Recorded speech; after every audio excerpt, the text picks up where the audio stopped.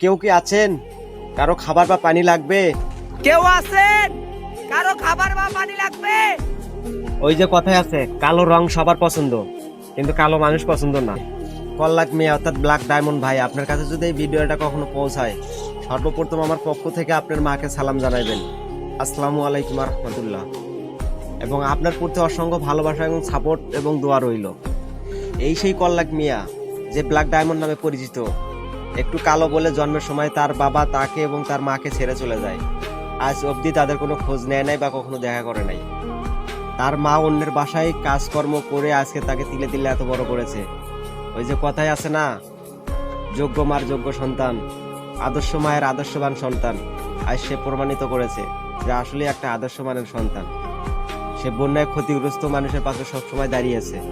নিজে কন্টেন্ট করে ভাই যত টাকা পাই, মনে করেন তার থেকে আমি যদি পারি মানুষের পাশে দাঁড়াবো ভাই, আর নিজের যতটুকু শ্রম আছে, নিজের যতটুকু শক্তি আছে ততটুকু দিয়ে ভাই মানুষের পাশে দাঁড়ানোর চেষ্টা করব।